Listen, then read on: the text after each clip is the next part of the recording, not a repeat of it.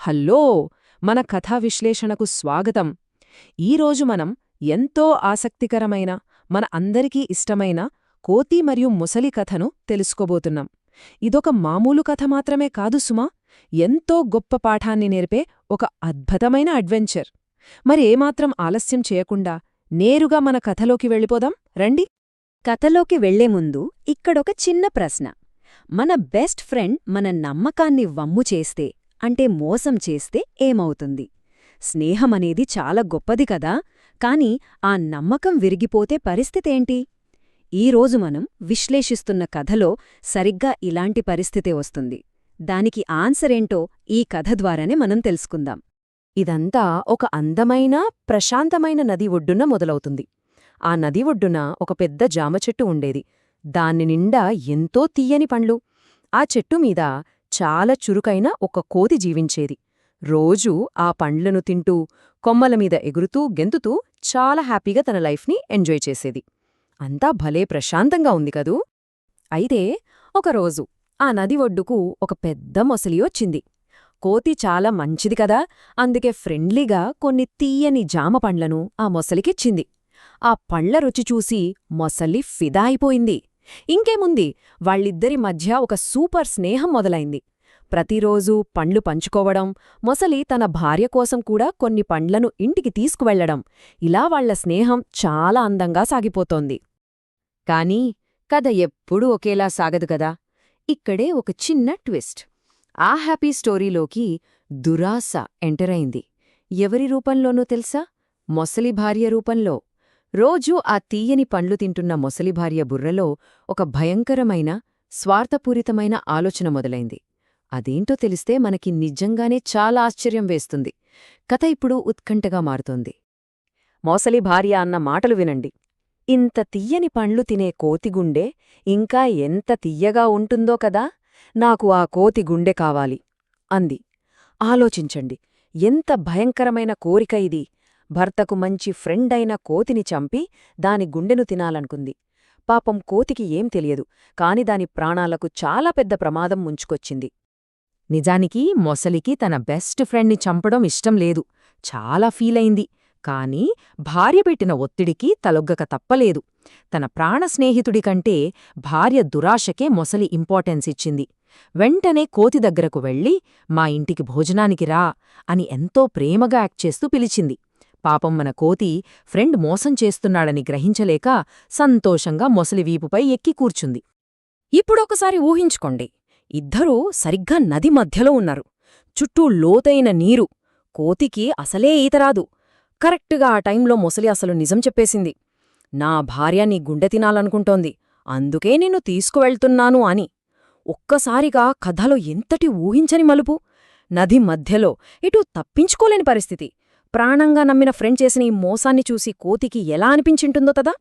ఇక్కడే అసలైన పాయింటుంది. ఆపద సమయంలో మనం ఎలా రియాక్ట్ అవ్వాలి అనేది ఈ సీన్ చాలా అద్భుతంగా చూపిస్తుంది. కోతి ఇప్పుడు నది మధ్యలో చిక్కుకుపోయింది. కింద పడితే మునిగిపోతుంది, వీపుపై ఉంటే మోసలికి ఆహారమవుతుంది. ఎవరైనా సరే భయంతో వణికిపోతారు. కాని మన చురుకైన కోతికి తెలుసు, భయపడితే ప్రాణాలు దక్కవు అని. బుర్రవాడాలి అని డిసైడ్ అయింది. కోతి మనసులో ఎలా ఆలోచించిందో ఇప్పుడు స్టెప్ బై స్టెప్ చూద్దాం. మొదటి స్టెప్, అస్సలు టెన్షన్ పడకూడదు. రెండవ స్టెప్, ఈ ప్రాబ్లం నుండి బయటపడ్డానికి ఒక సూపర్ అబద్ధం చెప్పాలి. మూడవ స్టెప్, ఎలాగైనా సరే ఆ మొసలిని నమ్మించి తిరిగి భద్రంగా ఉన్న ఒడ్డుకు తీసుకువెళ్ళాలి. కోతి వేసిన ఈ ప్లాన్ మనందరికీ ఒక గొప్ప పాఠం. సమస్య ఎంత పెద్దదైనా ప్రశాంతంగా ఆలోచిస్తే ఖచ్చితంగా సొల్యూషన్ దొరుకుతుంది. కోతి ఎంత తెలివిగా అబద్ధం చెప్పిందో చూడండి. ఎంతో టెన్షన్ పడుతున్నట్లు నటిస్తూ, అయ్యో నా గుండె చెట్టుపైనే వదిలేశాను, నాకు ముందే చెప్పొచ్చు కదా, ఇప్పుడు ముందుగా వెనక్కి వెళ్ళి ఆ గుండెను తీసుకురావాలి అని చెప్పింది. వినడానికి ఫన్నీగా ఉంది కదూ. అసలెవరైనా తమ గుండెను బయట వదిలేస్తారా? కాని తన ప్రాణాలను కాపాడుకోవడానికి ఆ సమయానికి కోతి వాడిన ఈ చిన్న ట్రిక్ ఎంతో గ్రేట్.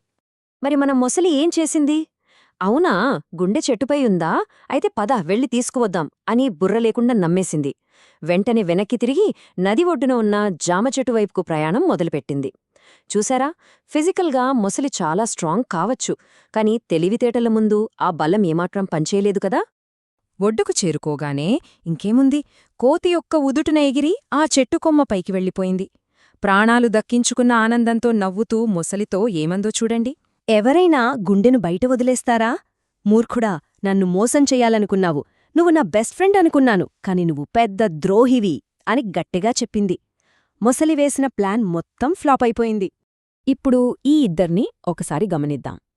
ఒకవైపు మొదట్లో మనం చూసిన కోతి, నమ్మకంతో పండ్లు పంచుకున్న మంచి ఫ్రెండ్. కాని మరోవైపున్న మొసలిని చూడండి, స్నేహితుడిని మోసం చెయ్యాలని చూసి చివరికి మంచి ఫ్రెండ్ని కోల్పోయి భార్యకు ఆహారం తీసుకెళ్లలేక సిగ్గుతో తలదించుకున్న ఒక మోసకారి. మోసం చేయడం వల్ల మొసలికేమి మిగిలింది? కేవలం అవమానం, ఒంటరితనం మాత్రమే. సో ఈ మొత్తం కథ ద్వారా మనం నేర్చుకోవాల్సిన సూపర్ పాయింట్ ఏమిటంటే, ఆపదలో తెలివిగా ఆలోచిస్తే రక్షణ లభిస్తుంది. మన లైఫ్లో ఎప్పుడైనా కష్టమైన పరిస్థితి ఎదురైనా మనం భయపడి పానిక్ అవ్వకూడదు. కోతిలాగా ధైర్యంగా ఉండి సమయస్ఫూర్తితో ఆలోచించాలి. మైండ్ని కూల్గా ఉంచుకుంటే ఎలాంటి డేంజర్ నుండైనా సింపుల్గా బయటపడవచ్చు. చివరగా ఈ కథను ముగించే ముందు ఒక ఆసక్తికరమైన ప్రశ్న.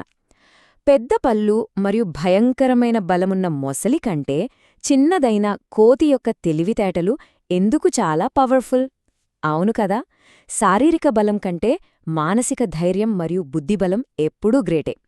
మనందరం కూడా కోతిలాగా ఎల్లప్పుడూ తెలివిగా, ధైర్యంగా ఉండాలని ఆశిస్తూ ఈ రోజుటి మన కథా విశ్లేషణను ముగిస్తున్నాను.